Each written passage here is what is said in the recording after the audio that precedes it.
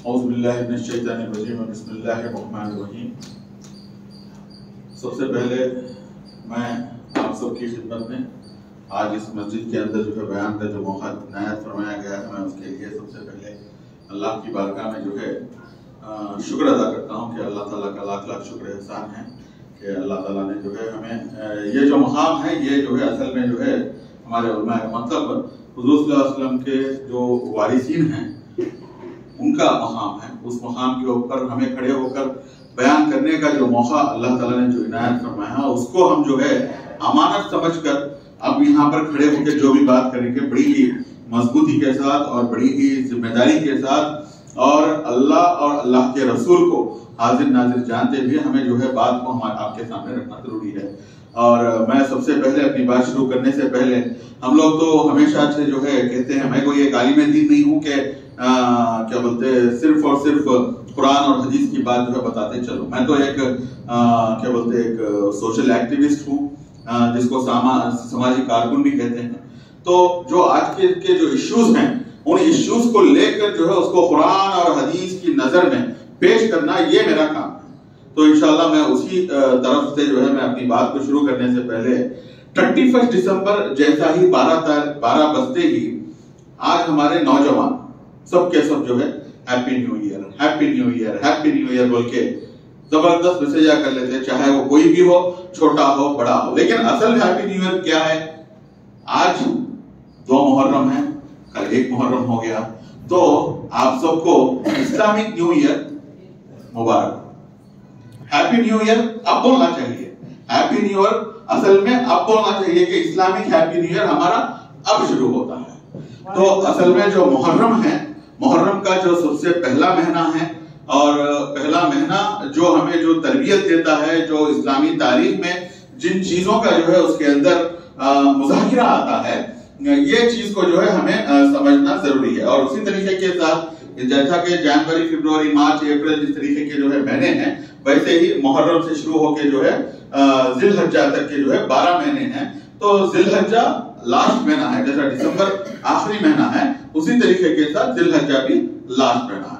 तो सबसे पहला महीना हो गया मुहर्रम का, आखिरी महीना हो गया जिलहज्जा का।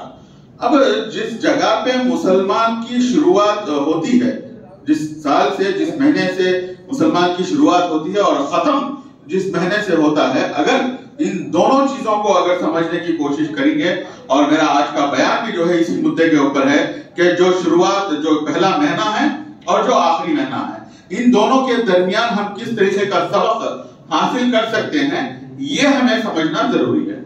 अब यहाँ पर आप कह सकते हैं कि भाई इसके अंदर क्या है? इसके अंदर बहुत बड़ी नसीहत छुपी हुई है, और वो नसीहत को अगर समझना है तो जैसा ही मुहर्रम आता, हमारे को कौन याद आते हुए? हमारे मुहर्रम याद आते ही हजरत हुसैन और हजरत हसन, जो कि दो जहां के सरदार हजरत मोहम्मद सल्लल्लाहु अलैहि वसल्लम के जो दिल के लफ्ते जिगर थे, वो लोगों की याद आती है। और उन लोगों की जो कुर्बानी है, वो कुर्बानी जो है हमें याद दिलाती है। याद दिलाती है ना भाई?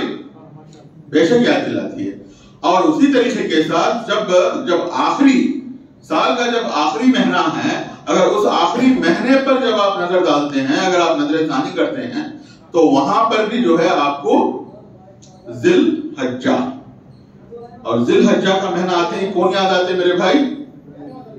इब्राहिम खलीलुल्लाह। और क्या याद आता वहां पर? जो कुर्बानी उन्होंने देने के लिए चले थे, वो कुर्बानी, उसको कई लोग जो है बकरी ईद भी कहते हैं, कुर्बानी की ईद भी बोलते हैं। तो कुर्बानी असल, तो मेरी बात, मैं आपको ये चीज जो है बताने की कोशिश कर रहा हूं कि जो इस्लामिक जो नया साल है, नया साल जो कि फर्स्ट महीना है और आखिरी महीना है, ये 2 महीने भी जो है फर्स्ट एंड लास्ट, ये 2 महीने भी जो है कुर्बानी की तरफ, त्यागम जिसको कहते हैं, सैक्रिफाइस जिसे कहते हैं। मतलब त्यागम किसको बोलते हैं? सैक्रिफाइस किसको बोलते हैं? वो त्यागम सैक्रिफाइस के तरफ जो है मुतवज्जे कराता है।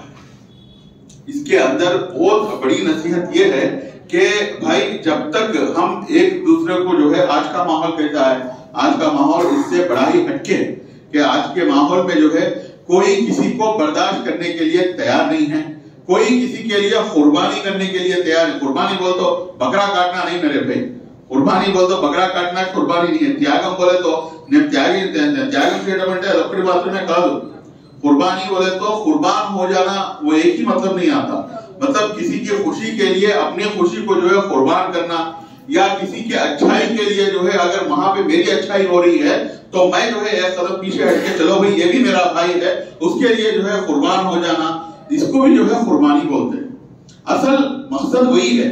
लेकिन आज का जो माहौल है, आज के इस माहौल के अंदर जो है इसकी दूर दूर दूर दूर तक भी जो है हमें एक क्वेश्चन मार्क के जैसा जो है बैठ गया। तो मैं आपको इस खुसूसी मौजू इसलिए लिया हूं कि अगर आप इस्लाम की जो तारीख है, इस्लाम की तारीख से शुरू होते हुए आज के जमाने में जब कोई भी इश्यू ले लीजिए या कोई भी बंदा जो सक्सेसफुल अपनी जिंदगी में रहा हो, अगर उसको भी अगर आप जो है अगर कैलकुलेट करेंगे तब भी जो है आपको वो जो त्यागम, कुर्बानी, सैक्रिफाइस जिसे कहते हैं वो साफ शफाफ अंदाज में जो है सामने नजर आता। आज हम लोग जिस क्या बोलते हैं इस्लाम के ऊपर जो हम लोग चल रहे हैं, क्या इस्लाम इतना आसानी से आपके और हमारे पास पहुंच गया? इतना आसानी से पहुंच गया क्या? कितने कुर्बान हो गए इस ఎంత మంది త్యాగం చేశారు, कितने लोग कुर्बान हो गए। इस चीज को जो है समझना जरूरी है। चाहे वो शुरुआती दौर से लेते हुए आज तक के दौर तक भी अगर आप हिसाब लगाएंगे तो कई हजारों लाखों करोड़ों मुसलमान जो है कुर्बान होने के बाद में आज हमें जो है इस्लाम हमें मिला। मतलब अगर उसी तरीके से बात इस्लाम के साथ साथ अगर आप किसी दीगर कोई दूसरी चीज के ऊपर जो दुनिया में बहुत ज्यादा सक्सेस रहा हो, जो इंसान जो सबसे ज्यादा सक्सेस होता है, अगर उसके तरफ भी अगर आप ख्याल करते हैं तो उसकी भी जो है वो पोजीशन तक पहुंचने के लिए उसके लिए कई कुर्बानियां वो करता है। उसके बाद में अपन बात करेंगे हमारे ही क्या बोलते हैं मुल्क की, हमारे इस भारत देश की इस बात करेंगे तो क्या भारत देश 75 साल पहले क्या था? 75 साल पहले क्या था मेरे भाई? आजाद हुआ था? आजाद नहीं था।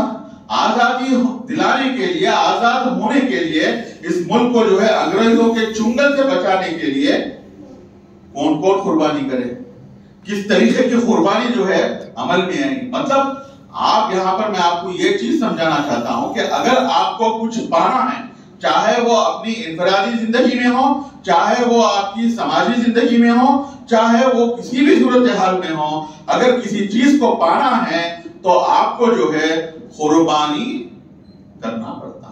कुर्बानी के बगैर आप जो अपनी मनपसंद चीज रहती, लेकिन उस चीज को जो है छोड़कर जिस तरीके के साथ एक टारगेट रखकर उस टारगेट के ऊपर जो है आप चलते चले जाएंगे तो इंशाल्लाह आप जो है उस टारगेट के अंदर सक्सेस हो सकते हैं। लेकिन आज के जो हालात हैं, आज हिंदुस्तान के जो हालात हैं, स्पेशली इन हालात के ऊपर भी जो है हमें एक मर्तबा नजर डालना जरूरी है। और कई लोग यहाँ पर मैं समझता हूँ कि हम पूरे विजयवाड़ा से ही मुताल्लिक हैं, तो आप लोग मेरी बात को इंशाल्लाह उर्दू में भी समझ सकते हैं और तेलुगु में भी समझ सकते हैं। चाहे तेलुगु में भी समझे ना भाई, అర్థమవుతుంది కదా। నేను ఇప్పుడు ఎందుకని చెప్పేసి తెలుగు అన్న మాట చెప్తున్నానంటే, మొన్న ఈ మధ్యలోనే ఇదే విధంగా ఇక్కడే ఖుత్బా ఇవ్వడానికి ఇటువంటి మసీదులోనే నుంచొని ఖుత్బా ఇస్తుంటే ఆ మీడియా అది ఒక క్లిప్ సోషల్ మీడియాలో తెగబడలేదు। దాదాపు 1,00,000 మంది కన్నా ఎక్కువ చూడటం జరిగింది।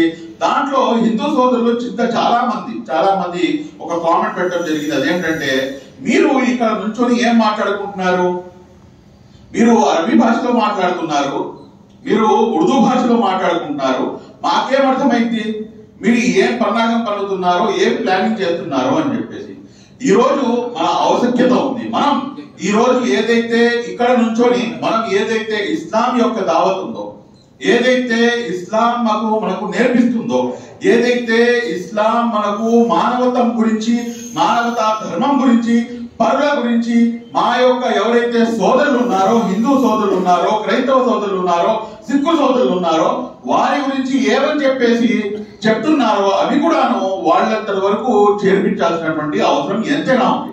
ఎందుకంటే చాలా మంది ఏమనుకుంటారు, చాలా మందికి ఒక అపోహ ఉంది, మనం ఇక్కడ నుంచొని ఏదో పన్నాగం పన్నుతున్నాము, లేకపోతే ఏదో మాట్లాడుకుంటున్నాము, అల్లాహు అక్బర్ అంటే వాళ్ళకి అసలు ఏం తెలియదు, వాళ్ళకి పాపం తెలియదు. కాబట్టి వాళ్ళకి మేము తెలియపరచాలంటే కనుక ఖచ్చితంగా ఏదైతే మేము మాట్లాడుకుంటున్నామో అది లోకల్ భాషలో, అంటే మన తెలుగు భాషలో కనుక మాట్లాడుకుంటే మన సోదరులు ఎంతవరకు అయితే కనుక మా యొక్క ఈ వాణి వారి వరకు వెళ్తుందో వారికి కూడా అర్థమవుతుంది మేము ఏం మాట్లాడుకుంటున్నాము అనేది. మాకు ఎంత రెస్పాన్సిబిలిటీ ఉంది, ఇతరుల యొక్క మనసుల్ని గెలుచుకోవడం ఎంత ఇంపార్టెంట్ అనేది కూడాను ఇస్లాం నేర్పిస్తుంది. ఇస్లాంలో ఏదైతే మన హిందూ సోదరి యొక్క మనసుని ఏ రకంగా గెలుచుకోవాలి, వాళ్ళని ఏ రకంగా మనం మమేకం అవ్వాలి, వాళ్ళ యొక్క హక్కులు ఏంటి, వాళ్ళ యొక్క హక్కులను హరించకూడదు అని చాలా స్పష్టంగా ఖురాన్లో తెలియజేయడం జరిగింది. కాబట్టి ఏదో ఒకసారైనా కానీ, కనీసం నెలలో ఒక్కసారైనా కానీ తెలుగులో ఈ రకంగా మనం కనుక మాట్లాడుకోగలిగితే ఏదైతే నిజమైనటువంటి ఆ దేవుని యొక్క వాక్యం ఉందో ఆ వాక్యాన్ని మనము ప్రజల వరకు చేర్పించే విధంగా మనకి అవకాశం దొరుకుతుంది. ఇప్పుడు నేను పర్టికులర్ గా ఈ రోజు తెలుగులో మాట్లాడటానికి ఇక్కడ నుంచి దానికి ఒక మూల కారణం ఉంది. అదేంటంటే ఈ రోజు మీరు కనుక చూసుకుంటే కనుక మన దేశం, మన భారతదేశం అనేది భిన్నత్వంలో ఏకత్వంతో కూడుకున్నటువంటి దేశం.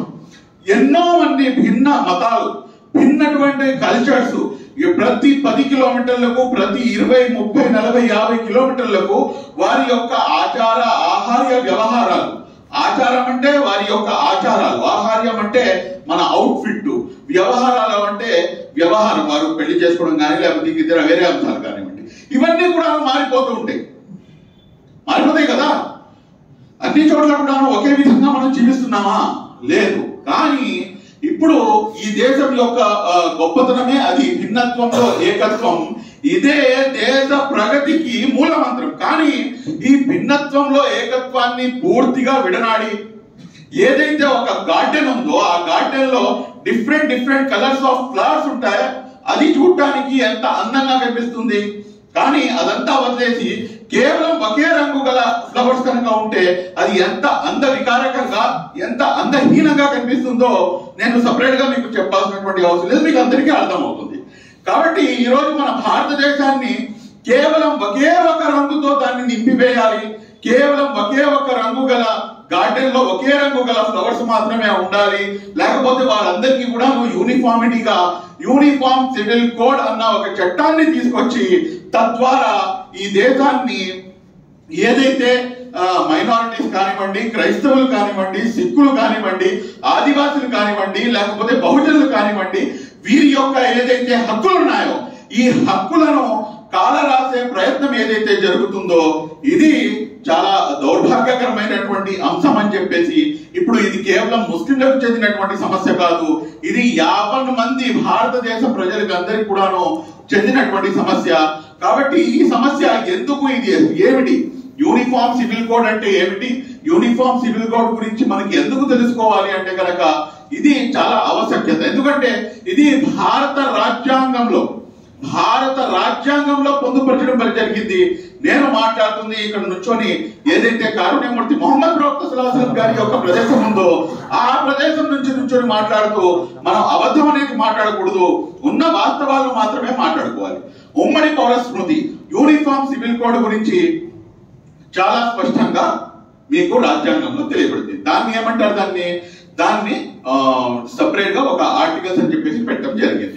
ఇప్పుడు ఏదైతే ఈ దాంట్లో చెప్పడం జరిగిందో ఇది ముస్లింలపై కేవలం మాత్రమే కాదు, ఇది అందరి కోసం అని చెప్పేసి యూనిఫామ్ చేయమన్నారు. దానికన్నా ముందు చాలా తొందరగా మీకు యూనిఫామ్ సివిల్ కోడ్ అంటే ఏంటి, యూనిఫామ్ సివిల్ కోడ్ అంటే మీకు చాలా స్పష్టంగా తెలియజేయాలంటే కనుక యూనిఫామ్ క్రిమినల్ కోడ్ గురించి తెలుసుకుంటే మీకు యూనిఫామ్ సివిల్ కోడ్ అర్థమైపోతుంది. ఇప్పుడు ఒక ముస్లిం సోదరుడు హత్య చేస్తే, ఒక ముస్లిం సోదరుడు ఏమైనా అరాచకం సృష్టిస్తే, ఒక ముస్లిం సోదరుడు ఏమైనా కనుక మానభంగం సృష్టిస్తే అతనికి లేకపోతే ఒక హిందూ సోదరుడు చేసిన పాపానికైనా కానీ ఇద్దరికి ఒకే రకమైనటువంటి శిక్ష ఉంటుంది. అతన్ని కూడాను ఒకే రకమైనటువంటి శిక్ష ఉంటుంది, మాకు కూడాను అదే రకమైన శిక్ష ఉంటుంది. ఇది క్రిమినల్ లాస్. కాబట్టి ఇది యూనిఫామ్ క్రిమినల్ కోడ్. కాబట్టి అందరికీ ఒకటే చట్టం, హిందువులకి వేరే కాదు, ముస్లింలకు వేరే కాదు. కానీ ఇక్కడ యూనిఫామ్ సివిల్ కోడ్, సివిల్ అంటే ఏంటి, మన పర్సనల్ వ్యవహారాల్లో పెళ్లి, మ్యారేజ్ అందరూ ఒకే రకంగా చేసుకుంటామా? కాదు కదా.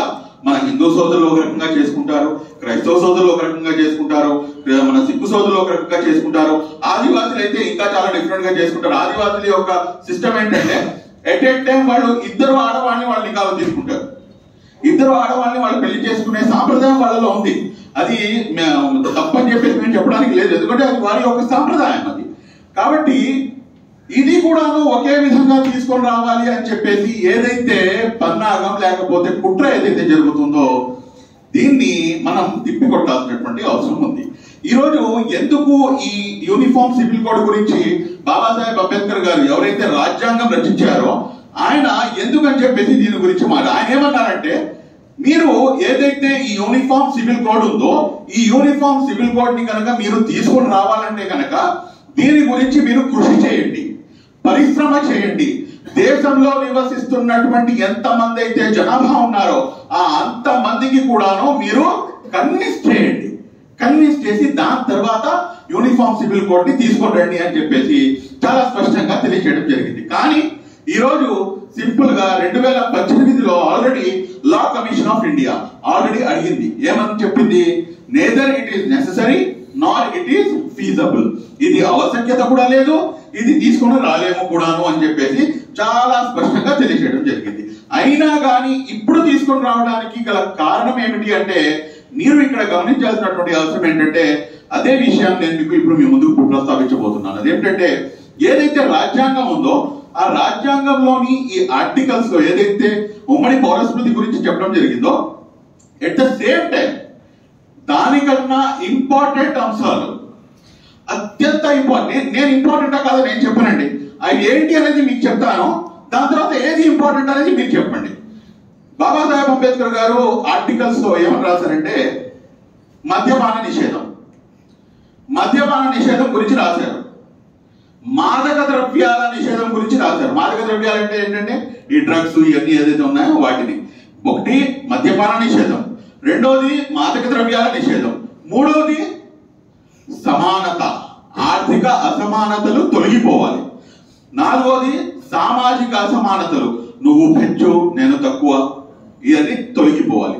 వీటన్నిటితో పాటు యూనిఫామ్ సివిల్ కోడ్ గురించి కూడా అని చెప్పారు. ఇప్పుడు నాకు ఒక మాట చెప్పండి, ఒక మనిషి యొక్క పర్సనల్ వ్యవహారాలు ముఖ్యమా, లేకపోతే మాదక ద్రవ్యాలను నిషేధించడం ముఖ్యమా, మద్యపాన నిషేధాన్ని నిషేధించడం ముఖ్యమా, లేకపోతే కనుక ఏదైతే అసమానతలు ఉన్నాయో ఆర్థిక పరమైనటువంటి అసమానతలు, అదే విధంగా సామాజిక పరమైనటువంటి అసమానతలు ఏవైతే ఉన్నాయో వీటిని ఆపడం ముఖ్యమా? ఏది ఇంపార్టెంట్? చాలా స్పష్టంగా ప్రతి ఒక్కరికి అర్థమవుతుంది. ఇది ఇది నా పర్సనల్ వ్యవహారం, నా ఇంట్లో 4 గోడల మధ్యలో నా పర్సనల్ వ్యవహారం, దాంట్లో ఎందుకు దూరుతున్నారు? దానికి దూరడానికి చాలా సింపుల్ కారణం ఉంది. ఆ కారణం ఏంటంటే, మాదక ద్రవ్యాలు, మద్యపాన నిషేధం, ఆర్థిక మరియు సామాజిక అసమానతలు తొలగించడం అనే అంశంలో ముస్లిం యాంగిల్ లేదు. దాడి టోపీ పెట్టుకున్న వాడి యొక్క ప్రస్తావన దాంట్లో లేదు, బుర్ఖా ధరించిన మహిళ యొక్క ప్రస్తావన దాంట్లో లేదు. ఈ ప్రస్తావన ఎక్కడైతే ఉంటుందో వాటిని మాత్రమే ఇప్పుడు ఉన్నటువంటి పరిస్థితులు దాన్ని హైలైట్ చేయడం, తద్వారా మేము రోడ్డు మీదకి రావడం, మాకు అన్యాయం జరుగుతుంది అని చెప్పేసి ఇది చూసి నా హిందూ సోదరుడు అతను గాయం జరుగుతుంది అతను మనసుకి. చూసారా, ముస్లింలందరూ ఏకమై రోడ్డు మీదకి వచ్చారు అని చెప్పేసి. కాబట్టి మిత్రులారా, సోదరులారా, తస్మాత్ జాగ్రత్త. మా యొక్క హిందూ సోదరుల యొక్క మనస్సుని నొప్పించాల్సినటువంటి అవసరం ఏమాత్రం లేదు. ఈ ఏదైతే యూనిఫామ్ సివిల్ కోడ్ అంశం ఉందో ఈ అంశంలో రోడ్డు పైకి వచ్చి మనం ఎక్కడా కూడాను ధర్నాలు చేయడం కానివ్వండి, లేకపోతే నారేబాజీ చేయడం కానివ్వండి, ర్యాలీలు తీయడం కానివ్వండి, ఏది కూడాను చేయకూడదని చెప్పేసి ఆల్ ఇండియా ముస్లిం పర్సనల్ లా బోర్డు తరఫు నుంచి చాలా స్పష్టమైన ఆదేశాలు ఉన్నాయి. ఈ ఆదేశాలు ఉండడానికి కారణం ఏంటంటే, మేము ఒక్కసారి కనుక ర్యాలీలు నిర్వహిస్తే, మీరు కనుక రోడ్డు మీదకి వస్తే కనుక ఖచ్చితంగా ఏమవుతుంది, ఇది 2 వర్గాలుగా ముస్లిం మన భారతదేశంలోని సమాజం చీలిపోతుంది. హిందువులు ఒకవైపు, ముస్లింలు ఒకవైపు అని చెప్పి. కానీ ఈ భారతదేశం యొక్క గొప్పతనం భిన్నత్వంలో ఏకత్వం. కాబట్టి ఆ భిన్నత్వాన్ని, ఆ లౌకికవాదాన్ని, ఆ సెక్యులరిజాన్ని కాపాడుతూ నా యొక్క హిందూ సోదరుడి యొక్క మనస్సుని గెలుచుకుంటూ నా యొక్క పొరుగులో ఉన్నటువంటి హిందూ సోదరుడితో పాటు మన యొక్క వ్యవహారం ఏ విధంగా ఉంది, మన మతంతో ఏ విధంగా వెలుగుతున్నామో, అతనికి ఇబ్బంది వచ్చినప్పుడు మీరు వెళ్ళి ఏమయ్యా నీ ఇంట్లో బాగున్నారా, మీ ఇంట్లో ఏమైనా ఇబ్బంది ఉందా అని చెప్పేసి కనుక్కోవాల్సినటువంటి బాధ్యత మీది, మాది, మన అందరిది. కాబట్టి మనం ఈ దేశంలో మన భాగస్వామ్యం అన్నప్పుడు నాతో పాటు పక్కన ఉన్నటువంటి నా నైబర్ గురించి, నాతో పాటు నా దగ్గర పనిచేస్తున్నటువంటి హిందూ సోదరులు ఎవరైతే ఉన్నారో మా సమాజంలో వాళ్ళందరితో కూడా మమేకమయ్యి వాళ్ళతో పాటు ముందుకు కొనసాగితేనే మాత్రమే ఈ దేశం యొక్క గొప్పతనం అనేది ఎప్పటికీ అలా నిలబడిపోతుంది. కాబట్టి మిత్రులారా, సోదరులారా, ఈ రోజు ఈ అంశాన్ని, ఈ అన్ని అంశాలను మీ ముందుకు ఈ రోజు ఎందుకు తీసుకొచ్చానంటే, ఏదైతే త్యాగం దగ్గర నుంచి నేను మొదలు పెట్టినటువంటి నా ప్రస్తావన ఎంత పెద్ద త్యాగం దాని తర్వాత మీరు ఫస్ట్ మంత్ అని చెప్తుంటే లాస్ట్ మంత్ మీకు జిల్హజ్జా హజరత్ ఇబ్రాహీం ఖలీలుల్లాహ్ గారి యొక్క ఏదైతే త్యాగం ఉందో ఆ త్యాగం గురించి గుర్తు చేస్తుంది. ఈ రోజు ముస్లిం సమాజం త్యాగం చేయడానికి సిద్ధంగా ఉందా? సూటి ప్రశ్న. ఈ రోజు ముస్లిం సమాజం త్యాగం చేయడానికి సిద్ధంగా ఉందా? నేను ఇస్తాను దానికి సమాధానం. ఏ మాత్రం సిద్ధంగా లేము. ఎందుకంటే మా యొక్క ఈమాన్ ఆ స్థాయికి దిగజారిపోయింది. ఈ రోజు మన సోదరుడు, మన మిత్రుడు ఎవరైనా కానీ ముందుకు కొనసాగుతుంటే, లేకపోతే ముందుకు వెళ్తుంటే, అతను కనుక కాస్త ముందుకు వెళ్ళగలుగుతుంటే కనుక అతని వెనకాల నుంచి పట్టుకొని లాగడం అనేది ఈ రోజు సర్వసాధారణమైపోయింది. ఇది మన పరిస్థితి, ఇది మన ప్రెసెంట్ సిచ్యువేషన్. దీన్ని మనం అర్థం చేసుకోవాలి. దీన్ని ఏ విధంగా మనం అధిగమించగలము, అంటే ఏదైతే ఈ గడ్డాలు ఉన్నాయి చూడండి. ఇప్పుడు మన సాహిబ్ గారు ఉన్నారు, మన పెద్ద నవాబ్ గారు ఇక్కడ ఉన్నారు, అక్కడ ఉన్నారు. తెల్లగడ్డాలు వర్సెస్ నల్లగడ్డాలు, ఈ రెండు మేలవ్వాలి. ఎవరైతే పెద్దలు ఉన్నారో వారు పెద్దలు ముందుకు వచ్చి, ఎవరైతే నవజవాన్లు ఉన్నారో, ఎవరైతే యువకులు ఉన్నారో వారిని భుజం తట్టి రా, ముందుకు రా, నేను నీతో పాటు నుంచుంటాను, పద ముందుకి, నేను నిన్ను నడిపిస్తాను, రా, ఆ మార్గం నువ్వు వెళ్తున్నటువంటి మార్గం తప్పు, ఈ మార్గం ఒప్పు, నేను నీతో పాటు నేను నడుస్తాను రా అని చెప్పేసి వెనుతట్టి భుజం మీద చెయ్యేసి తీసుకెళ్లాల్సినటువంటి బాధ్యత మా యొక్క ఎవరైతే పెద్దవారు ఉన్నారో వారి మీద ఉంటే, ఎట్ ద సేమ్ టైం ఎవరైతే నల్లగడ్డ పెట్టుకున్న వారు ఎవరైతే ఉన్నారో వారిపై కూడాను చాలా పెద్ద ఒక జిమ్మేదారి ఉంది. అదేంటంటే, మీరు నేను మాత్రమే చెయ్యగలను, వీళ్ళు ముసలోళ్ళు అయిపోయారు అనుకుంటే కనుక రేపటి రోజున ఆ ముసలితనం మీకు కూడాను వస్తుంది, మీకు కూడాను అర్థమవుతుంది. ఈ వెంట్రుకలు ఊరుకునే తెల్లి కాలేదు. ఈ వెంట్రుకలు తెల్లి అయినాయంటే ఆ మొత్తం ప్రపంచాన్ని మొత్తం చూసి దాని తర్వాత వారి యొక్క వెంట్రుకలు తెల్లగైనాయి. కాబట్టి వారి యొక్క ఏదైతే ఎక్స్పీరియన్స్ ఉందో, వారి యొక్క జీవితంలో ఉన్నటువంటి ఏదైతే గుణపాఠాలు ఉన్నాయో ఆ గుణపాఠాలను మనం దగ్గరికి తీసుకొని, ఆ గుణపాఠాలను మనం కూడాను పూర్తిగా కైవసం చేసుకొని, తద్వారా వారు ఏదైతే తప్పు చేశారో వారి జీవితంలో ఆ తప్పు మనం మళ్ళా రిపీట్ చేయకుండా ముందుకు కొనసాగితే ఇన్షాల్లా విజయం తథ్యం. అందులో ఎటువంటి అనుమానం లేదు, ఇన్షాల్లా అవుతారా. కానీ మన పరిస్థితులు ఎలా ఉన్నాయి, మన యొక్క పరిస్థితులు ఎలా ఉన్నాయి అనేది మనం బేరీ చేసుకోవాల్సినటువంటి అవసరం ఉంది.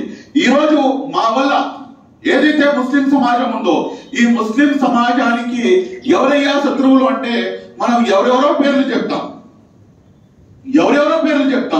నిజం చెప్పండి, మనం మసీదులో కూర్చొని ఉన్నాం, జుమ్మా సమయం అవుతుంది. ఈ జుమ్మా సమయంలో మీరందరూ కూడా మనసుపై చేసుకొని చెప్పండి, ఈ రోజు మాకు నిజమైనటువంటి శత్రువు ఎవరు నిజమైనటువంటి శత్రువు? నా సొంత సోదరుడు నా నిజమైనటువంటి శత్రువు, నా పక్కన ఉన్నటువంటి వాడు నా నిజమైనటువంటి శత్రువు. ఇది వాస్తవం. ఈ వాస్తవం నుంచి మనం నేర్చుకోవాల్సినటువంటి అవసరం ఉంది. ఎందుకు నా యొక్క ఆవేదన అంటే, ఈ రోజు పరిస్థితులు ఇదే విధంగా కొనసాగితే కనుక రేపటి రోజున మనం చిన్న భిన్నమైపోతాం. వాస్తవానికి కారుణ్యమూర్తి మహమ్మద్ ప్రవక్త సల్లల్లాహు అలైహి వసల్లం గారి యొక్క ప్రవచనం ఒక బ్రహ్మాండమైనటువంటి ప్రవచనం. ఆయన ఏమంటారంటే, రెండు విషయాలు మీ ముందు ప్రస్తావించి ఇన్షాల్లా సమయం కూడా అయిపోతుంది, రెండే విషయాలు చెప్పి నా యొక్క ప్రసంగాన్ని ముగిస్తాను. ఒకటి, ఆయన చెప్పినటువంటి బహుత్తరమైనటువంటి మాట ఏమిటంటే, కాబతుల్లా దగ్గర కూర్చొని తదేకంగా కాబతుల్లాను వీక్షిస్తూ ఈ భూమండలంలో అందరికన్నా ఎక్కువ ఇజ్జత్, అందరికన్నా ఎక్కువ షోహరత్, అందరికన్నా ఎక్కువ ప్రాధాన్యత కలిగినటువంటి వస్తువు ఏదైనా ఉందంటే ఏదై ఉంటుంది అని చెప్పేసి సహాబాలకి అలాగే కావితులను చూసి అడుగుతుంటే అందరూ సహాబాలు ప్రవక్త గారు అడుగుతున్నారు. అది కూడాను ఆయన యొక్క కళ్ళు చూపులు మొత్తం కూడాను కావితుల్లాపై ఉన్నాయి. ఇమ్మీడియట్ గా ప్రతి ఒక్కరు కూడా ఇంకేముంటుంది రసూలుల్లాహ్, తప్పకుండా ఆ కావితుల్లానే అయి ఉంటుంది. కాదు, ఆ కావితుల్లా కన్నా ఎక్కువ ఒక ముస్లిం సోదరుడి యొక్క ఇజ్జత్, ఒక ముస్లిం సోదరుడి యొక్క ఆత్మాభిమానం. కానీ ఈరోజు మనం ఏం చేస్తున్నాం? ఒక ముస్లింకి రెండో ముస్లిము రోడ్డు మీదకి లాగుతున్నాడు. ఇది వాస్తవం కాదా?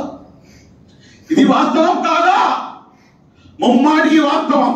నేను దేవుడు తప్ప ఎవరికి భయపడను. వాస్తవాలను చెప్పాల్సినటువంటి బాధ్యత అలాంటి వారిపై ఉంది. ఈ రోజు ఇది వాస్తవం. ఈ వాస్తవాన్ని మీరు తెలుసుకోండి. ఎంత పెద్ద మాట, ఎంత పెద్ద మాట! ఈ కాబతుల్లా చుట్టూ మొత్తం ప్రపంచం మొత్తం వెళ్ళి తవాఫ్ చేస్తుంది. ఆ కాబతుల్లా కన్నా ఎక్కువ ఇజ్జత్ ఒక ముస్లిం సోదరుడిది అంటే మనం ఆ ముస్లిం సోదరుడి యొక్క ఇజ్జత్ ని సింపుల్ గా అలా తీసి పక్కన అవతల పడేస్తున్నాం. ఇది నేను కూడా చేస్తున్నా, తెలిసి తెలియకుండా నా వల్ల కూడా జరుగుతుంది, మీరు చేస్తున్నారు, అందరూ చేస్తున్నారు. దీన్ని మనం కంట్రోల్ చేసుకోవాల్సినటువంటి అవసరం ఉంది. ఈరోజు ఇది ఒక ముఖ్యమైనటువంటి అంశం. రెండో అంశం, కారుణ్యమూర్తి మొహమ్మద్ ప్రవక్త సల్లల్లాహు అలైహి వసల్లం గారు ఏమంటారంటే ఒక ముస్లిం అన్నవాడు ఒక శరీరం లాంటి వాడు. శరీరంలో మనం వెళ్తుంటే కనుక ఒక చిన్న చిటికెన వేలికి చిన్న గాయమైంది. ఈ గాయము ఈ యొక్క నొప్పి ఇక్కడ వరకే ఉంటుందా? ఇక్కడ వరకే ఉంటుందా? నిజం చెప్పండి. దీని యొక్క నొప్పి మీకు మొత్తం శరీరం మొత్తం అనిపించదా? అనిపించదా? రేపు అబ్దుల్లాకు జరిగితే అన్యాయము ఇంకో అబ్దుల్లా కామ్గా కూర్చొని ఉంటే కనుక అది ఎట్లా కుదురుతుంది? మేమందరం మొత్తం ముస్లిం సమాజం మొత్తం కూడాను ఒక శరీరం లాంటిది అని చెప్పేసి కారుణ్యమూర్తి మొహమ్మద్ ప్రవక్త సల్లల్లాహు అలైహి వసల్లం గారు ఇంత విధంగా మమ్మల్ని ఎక్స్ప్లెయిన్ చేయడం జరిగింది. కానీ మనం దాన్ని అర్థం చేసుకోలేనటువంటి పరిస్థితిలో ఈరోజు మనం ఉన్నాము. దయచేసి మిత్రులారా, సోదరులారా, ఏదైతే ఇత్తెహాద్ ఉందో, ఏదైతే మన యొక్క యూనిటీ ఉందో, ఆ యూనిటీలో ఫైర్ ఉంది, ఆ యూనిటీలో మా యొక్క ధైర్యం ఉంది, మా యూనిటీలో మా యొక్క ముస్తఖ్బిల్ ఉంది. ఏదైతే విచ్ఛిన్నం దిశగా కనుక మనం పయనిస్తే, మనం కనుక విడిపోతూ ఒకరిని ఒకరు సింధించుకుంటూ ఒకరిని ఇంకోటి చెప్పుకుంటూ ఇదే విధంగా కొనసాగితే కనుక మనకి ఎవరు అవసరం లేదు, మనకి శత్రువు అన్నవాడు ఎవరు అవసరం లేదు. నా యొక్క మాటతో చాలా మంది మనసులు గాయపడచ్చు ఉండొచ్చు, కానీ వాస్తవాలని ఒకసారి గమనించి నేను మారుతాను, మీరు కూడా మారే ప్రయత్నం చేయండి.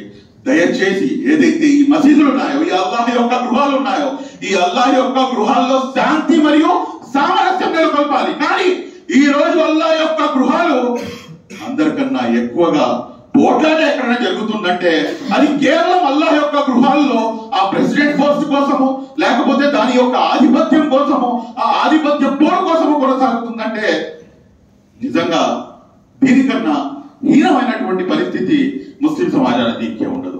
దయచేసి మిత్రులారా, సోదరులారా, చెప్పడం కన్నాను ఆచరించడం మేలు. కాబట్టి నీకన్నా ఎక్కువ నేను కూడాను ఆచరించాలని చెప్పేసి ఆ దేవుడు ఆ సద్బుద్ధిని నాకు కూడాను ప్రసాదించాలని చెప్పేసి ఇటువంటి మంచి అవకాశం కల్పించినటువంటి మస్జిద్ అల్ నూర్ కమిటీ సభ్యులకు, పాత వారికి, కొత్త వారికి, ప్రతి ఒక్కరికి పేరు పేరున ధన్యవాదాలు తెలియజేసుకుంటూ సెలవు తీసుకుంటున్నాను. జజాకుముల్లాహు ఖైర్. అస్సలాము అలైకుం వరహ్మతుల్లాహి వబరకాతుహు.